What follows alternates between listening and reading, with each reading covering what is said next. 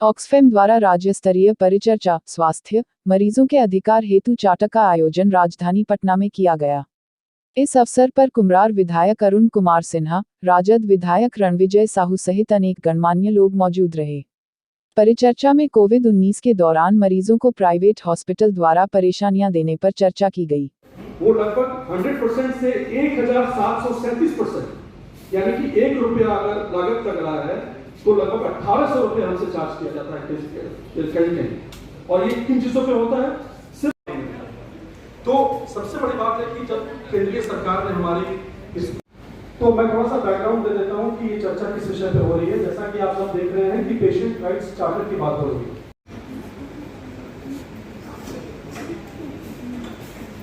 धन्यवाद मोना जी। प्रत्युष जी को आमंत्रित करना चाहेंगे कि वो आए। इस बार के सदन में हमारे कांग्रेस पार्टी के माननीय विधायकगण ने आवाज उठाई है और हमारे जो डिमांड्स थे उनको वहाँ पे ऑन तीन बहुत ही महत्वपूर्ण व्यक्ति यहाँ उपस्थित है। इतने कोरोना काल किसी के साथ ना हो, तो बस इतना बोलना चाहते हैं आप लोग से कि आप मेरी बातों को सरकार तक जरूर ले जाएं। और आपत्ति नहीं है उसमें, लेकिन उनको रेगुलेट करने की आवश्यकता है। उनको कैसे वो चले, वो बेलगाम घोड़े की तरह दौड़ रहे हैं, उनको रेगुलेट करने की आवश्यकता है। करते हैं हमारे कि हम उनका स्वागत करते हैं और आगे की कार्रवाई के लिए हॉस्पिटल में तो वहाँ पे अंदर ले जाने के लिए भी मेरी मम्मी को पैसा मांगा जा रहा बोल रहा था कि पैसा दीजिएगा तभी हॉस्पिटल के अंदर। मुख्य अतिथि को जाना पड़ा। हम आप सबका स्वागत करते हैं। हमारे बीच बहुत महत्वपूर्ण व्यक्ति यहाँ विराजमान हैं।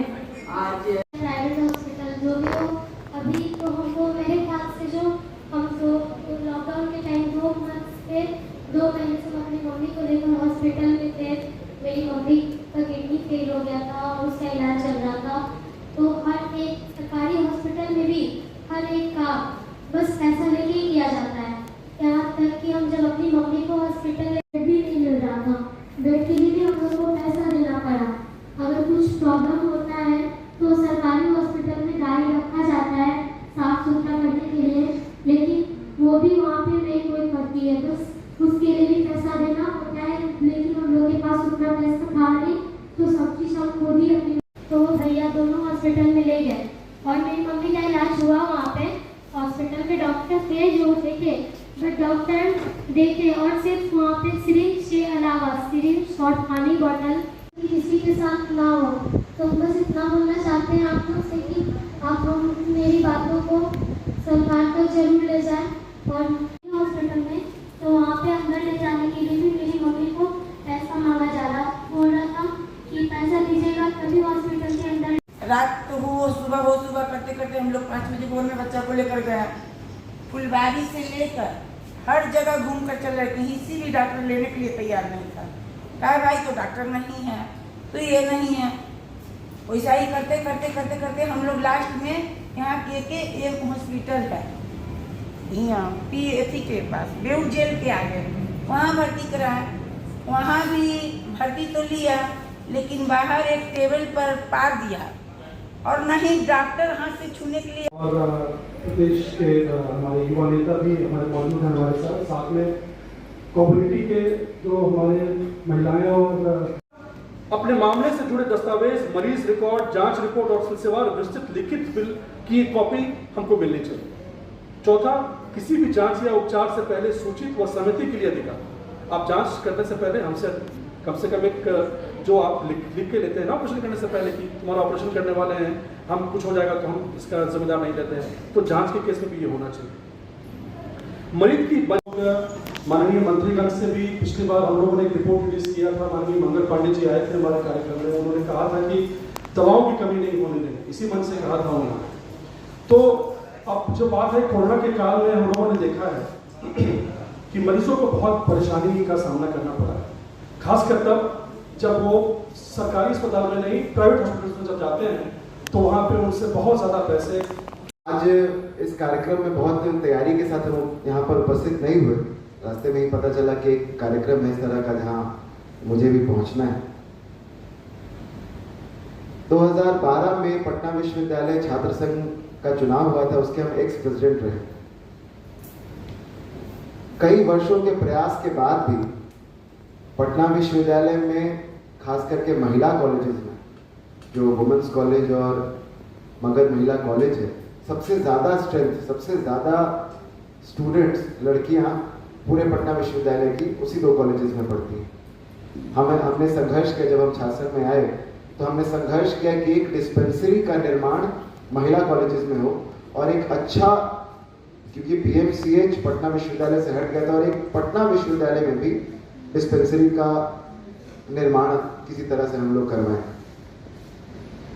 जो लड़कियां कॉलेज 7 बजे आई और अगर बीमार पड़ गई तो फिर उनको वापस घर जाना पड़ता था। अपनी बात इनसे काजल जो बहुत छोटी सी अपनी बात खुलकर कह रही है, ये एक बहुत अच्छा कार्यक्रम आज हम लोग देख रहे हैं। जो ये एक मरीजों के अधिकार का जो चार्ट लिस्ट मिला है, ये सरकार द्वारा भी लाया जा रहा है। ऐसे विभिन्न जो संगठन हैं, ऑक्सफैम इंडिया जैसे संगठन हैं, इनके माध्यम से भी आम जनमानस तक पहुंचाने का काम हो रहा है। लेकिन ये कहीं ना कहीं इसमें जो सारी बातें हैं, इसमें कहीं ना कहीं ये सब बातें हमारा संवैधानिक अधिकार भी है। इसमें जो 11वां पॉइंट है कि बीमारी, स्वास्थ्य की स्थिति, लिंग, उम्र, जाति, धर्म, भाषा या क्षेत्र के आधार पर उपचार में भेदभाव का अधिकार नहीं आपको दिया जा सकता है। ये कहीं ना कहीं मांगा गया है। उसमें हमारे पीयूष जी और इस कार्यक्रम में हम लोग के साथ उपस्थित कुम्हरार विधानसभा के लोकप्रिय विधायक माननीय अरुण सिन्हा जी, युवा नौजवान साथी आशीष जी, इस कार्यक्रम में मुझे निमंत्रित करके बुलाने वाले भाई पुराने मित्र हम लोग के सत्या जी, पूनम जी और उपस्थित तमाम हमारे माताएं बहनें, मीडिया के साथियों, सबसे पहले हम आपको धन्यवाद देना चाहते हैं कि आपने इस कार्यक्रम में मुझे बुलाने का अवसर दिया। इसके लिए आपके प्रति हम आभार जताते हैं। और आज का जो विषय है कि कोविड-19 या स्वास्थ्य से संबंधित जो मेरा अधिकार है करने का काम किया, लेकिन हम वर्तमान इस व्यवस्था पर आप सब लोग भली भांति जानते हैं कि पूरे बिहार का जो भी मरीज है बड़ी उत्साह और बड़ी आशा के साथ, और तमाम जो हमारे गरीब लोग हैं, जो कमजोर लोग हैं, खेतिहर लोग हैं, मजदूर लोग हैं, वो सब पटना में इलाज कराने के लिए, और सबसे ज़्यादा उनको विश्वास होता है कि पटना मेडिकल कॉलेज में हम जाएं, PMCH होता है। अब उसमें देखिए कहीं 900 रुपया, कहीं 1600 रुपया, कहीं 3200 रुपया।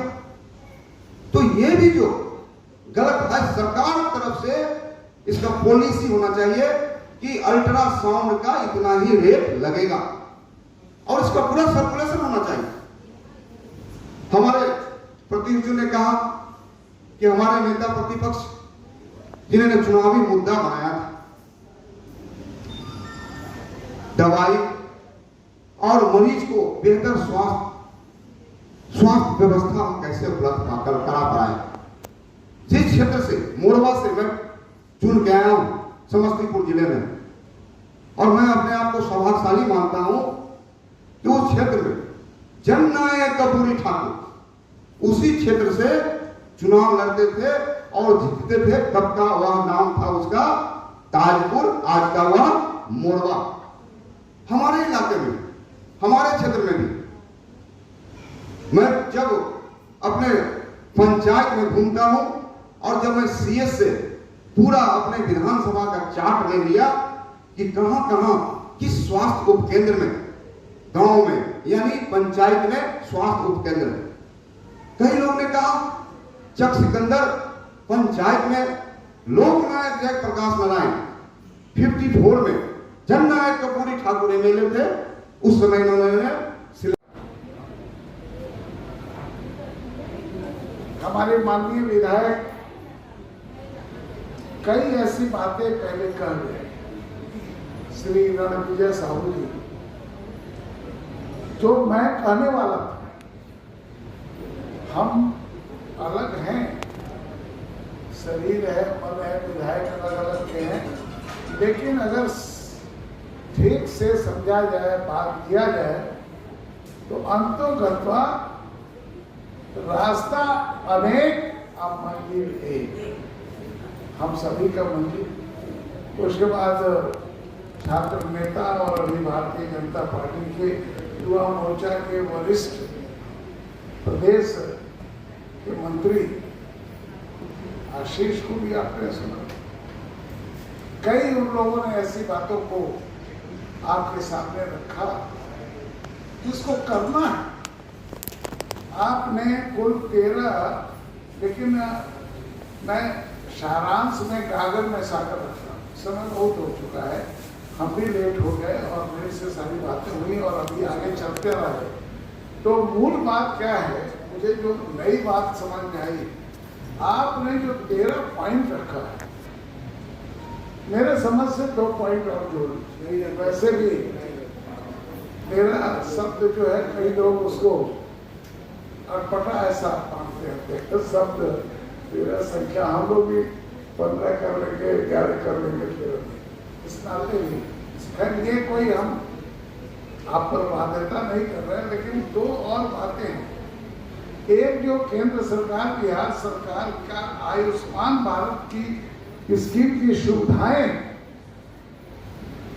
उसको कैसे सरलीकरण करके और जरूरतमंदों तक पहुंचाया, ये एक पॉइंट है, उसमें जुटना चाहिए।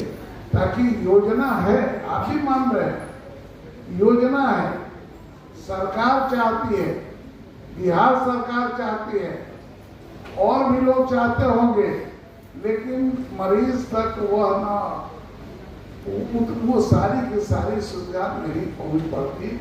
एक बार किसी प्रधानमंत्री ने कहा था कि हम 1 रुपया भेजते हैं, अब पहुंचते पहुंचते जरूरतमंद के पास तो वो 10 पैसा या 5 पैसा या 1 पैसा पहुंचता है।